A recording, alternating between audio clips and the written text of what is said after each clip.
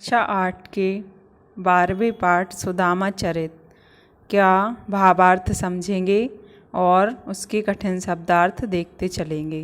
तो सर्वप्रथम हम भावार्थ देखते हैं। शीस पगा न झगा तन में, प्रभु जाने को आही बसे के ही ग्रामा। इसमें वर्णन किया गया है जब सुदामा अपनी आर्थिक परिस्थितियों से तंग आकर पत्नी के कहने पर श्री कृष्ण से मिलने द्वारका जाते हैं तो श्री कृष्ण का द्वारपाल उन्हें देखकर अचंभित हो जाता है और श्री कृष्ण से जाकर कहता है, क्या कहता है? शीस पगा न झगा तन में, प्रभु जाने को आही बसे के ही ग्रामा। मतलब जिनके सिर पर पगड़ी नहीं है, शीस पगा, सिर पर पगड़ी नहीं है, झगा न झगा तन में, और तन पे कुर्ता नहीं है। प्रभु जाने को, पता नहीं कौन आया है और किस ग्राम का वासी है, किस ग्राम का रहने वाला है। धोती पटीसी लटी दुपटी अरुपाएँ उपान है को नहीं सामा। उसकी धोती फटी हुई है और अंगोछा लटक रहा है और पैर में उपान है, मतलब जूते चप्पल आदि कुछ नहीं है। रुपाए उपान है को नहीं सामा, कोई चिन्ह नहीं है, मतलब जूते चप्पल आदि नहीं है। द्वार खड़ो द्विज दुर्बल एक, द्वार पर एक द्विज मतलब ब्राह्मण, दुर्बल ब्राह्मण खड़ा है।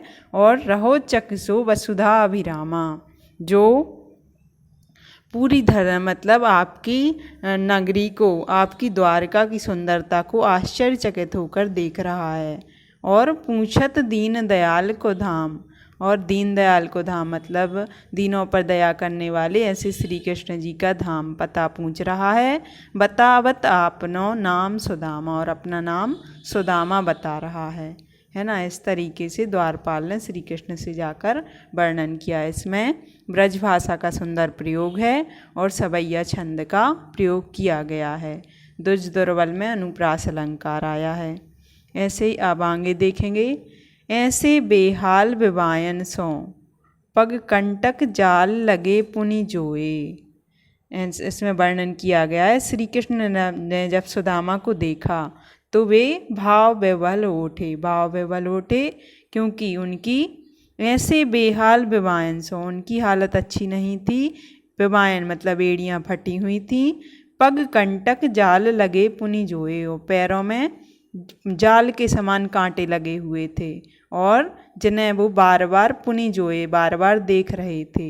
हाय महा दुख पायो सका, श्री कृष्ण सोचते हैं और सुदामा जी से कहते हैं, हे मित्र, हे सुदामा मेरे मित्र, तुमने इतने दुख पाए हैं। तुम आए थे न कितने दिन खोए, तुमने इतने दिन कहाँ व्यर्थ खो दिए, मेरे पास क्यों नहीं आए। देखी सुदामा की दीन दशा, सुदामा की दीन दशा देखकर करुणा करके करुणानिधि रोए। करुणा, उनके मन में करुणा आ गई, हृदय भाव विवल हो गया और करुणापूर्वक श्री कृष्ण स्वयं रोने लगे। और पानी परात को हाथ छुओ नहीं, नैनन के जल सौ पग धोए। सुदामा के पाँव धोने हेतु परात में लाया हुआ जल उन्होंने छुआ तक नहीं और अपने आंसुओं से ही सुदामा के पाँव धो डाले। इसका वर्णन किया गया है। ब्रजभाषा, सवैया छंद और बेहाल विवायन, दीन दशा, करुणा करके करुणानिधि आदि जगह पर अनुप्रास अलंकार आदि का प्रयोग किया गया है। पानी परात को हाथ छुओ नहीं, नैनन के जल सौ पग धोए में अतिशयोक्ति अलंकार का प्रयोग है। फिर आगे देखेंगे।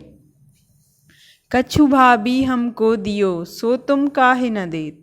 इसमें श्री कृष्ण सुदामा से आगे कहते हैं, हे मित्र, तुम इस तरह मेरी भाभी द्वारा दी गई, जो भाभी ने हमको दिया है, उसको तुम मुझे क्यों नहीं देते हो। चापी पोटरी कांख में, और जो भाभी द्वारा दी गई पोटरी है उसको कांख में रहे कहो कि हो, कांख में क्यों दबाते जा रहे हो, क्यों छुपाते जा रहे हो। आगे चना गुरु मात दयेते, लये तुम चाबी हमें नहीं दीने। इसमें आगे कह रहे हैं कि पिछले समय जब हम साथ साथ पढ़ते थे उस समय की घटना को याद करते हुए कहते हैं, बचपन की घटना को, कि एक बार गुरु माता ने हमें चने दिए थे। लये तुम चाबी हमें नहीं दीने, जिन्हें तुमने अकेले ही खा लिया था, मुझे नहीं दिया था। श्याम कहो मुस्काए सुदामा सो, मुस्कुराते हुए श्याम श्री कृष्ण सुदामा से कहते हैं कि चोरी की बान में हो जो प्रवीणे, चोरी की कला में तुम निपुण हो गए हो।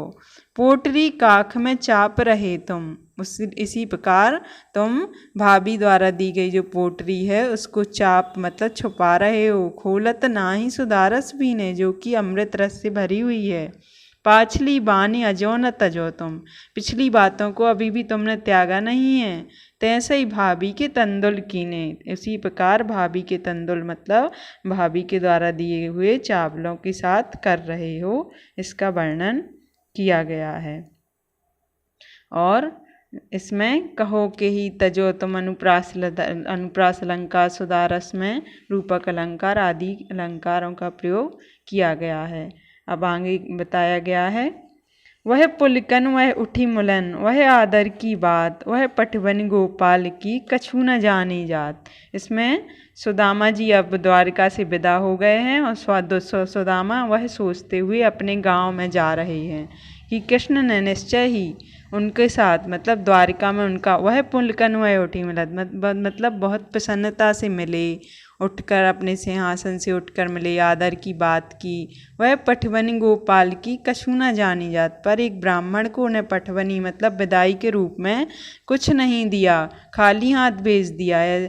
यह उन्होंने यह ना सोचा कि किसी ब्राह्मण को यह खाली हाथ नहीं जाने देना चाहिए। इस कछु न जानी जाते हैं कि उनकी पद्धति कुछ समझ में नहीं आई। घर घर कर ओढ़त परे दनक दही के काज, कहा भयो जो अब भयो हरि को राज समाज। हाँ, श्री कृष्ण हैं तो वही मतलब जैसे पिछले पुराने समय में बचपन के समय में घर घर कर ओढ़त फिरे मतलब तनक दही के थोड़े से दही के कारण घर घर कर हाथ फैलाते फिरते थे। कहा भयो जो अब भयो मतलब क्या हो गया जो अब उनके पास हरि के मतलब राज समाज सिंहासन आदि महाराजा बन गए, तो क्या हो गया, राज समाज हो गया। तो हो आवत नाही हो, तो मैं तो आना ही नहीं चाहता था यहाँ। बाई फट्यो ठेल, मेरी पत्नी ने ही जबरदस्ती, बाही मतलब मेरी पत्नी ने ही मुझे जबरदस्ती भेज दिया। अब कहो समझाए क्या, अब उसको समझा कर कहूँगा कि श्री कृष्ण ने बहुत धन दिया है जिसे तुम रख लो। बहु धन धरो सकेल, जिसको बहुत धन दिया है जिसे संभाल कर रख लो। सकेल मतलब संभाल कर रख लो। फिर आगे वर्णन करते हैं, बैसौ राज समाज बने गजबाज घने मन संभ्रम छायो, कैद परो कछु मारग भूलो, के फेरिके में अब द्वारिका आयो। तो अपने गांव लौटने पर द्वारिका जैसा वैभव, वैसा ही राज समाज, वैसा ही वैभव, धन संपदा, गजबाज हाथी घोड़े, घने मन संभ्रम छाओ बहुत मात्रा में थे, जिससे देखकर उनके मन में भ्रम छा गया।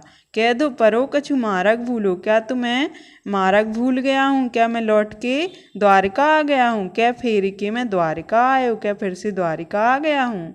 भौन बिलेक वे को मन लोचत, वहाँ की सुंदरता महल की सुंदरता को देखने में मन ललचा रहा है।